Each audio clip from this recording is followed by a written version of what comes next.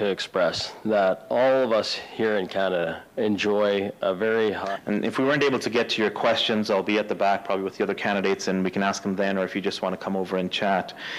I've held a number of public meetings as a member of parliament in this riding. I even held, for the first time in this area, a telephone town hall where there's over 5,000 people that were on the line to ask questions about the budget that was proposed, and was very successful, and I've heard a lot of feedback back from that. And of course, right now we're knocking on doors, and unfortunately there's almost 60,000 doors in this riding, so I'm not going to get to all of them, not even close.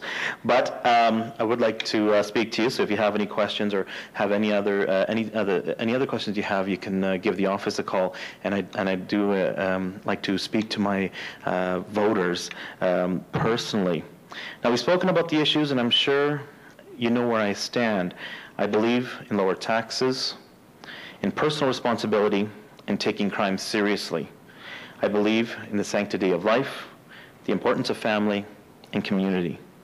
But I also believe that results matter just as much as good intentions.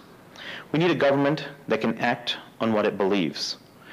In this election, we have a real chance to form a Harper majority, and I believe we need to seize that opportunity.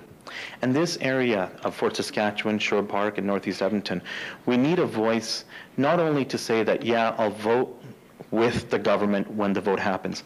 There's so much work that goes into legislation before it even gets to a vote. Sometimes these things take months and months and even years to get them to a vote. So we need a voice. This area needs a voice in shaping that legislation, being at the table with the Harper government and saying, yes, that's good for my riding. No, this is something that the industry, the industrial heartland would not accept. Maybe we could work with them on this. Let's form those, let's get that influence on the legislation before it even gets to a vote. Saying yes or no at the very end is just that. It's yes or no, one of 308 people. We need a voice on the legislation before it gets there. So ladies and gentlemen, we have a choice. You, the voters, have that choice. It's a choice to vote for a Harper majority or the opposition party that may well lead the Liberal NDP Bloc Québécois taking over our government, as we heard from Ignatieff today. I am sure that you will take your responsibilities as citizens very seriously, and I hope that on election day, I have the honor of representing Fort Saskatchewan in a Harper majority. Thank you.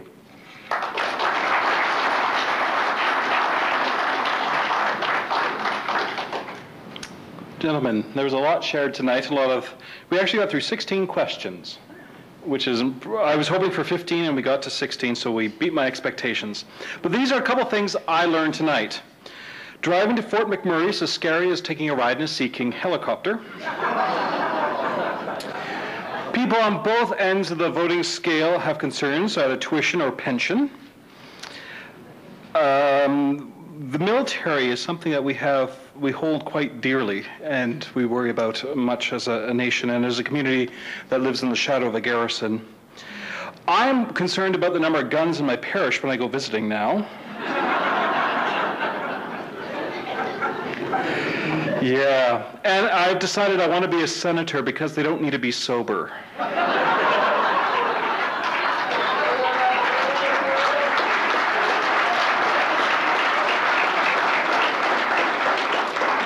I'm afraid they might make me play hockey to get that one, though.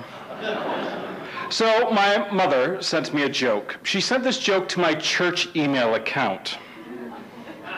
She got it from a lawyer, who got it from someone in the RCMP.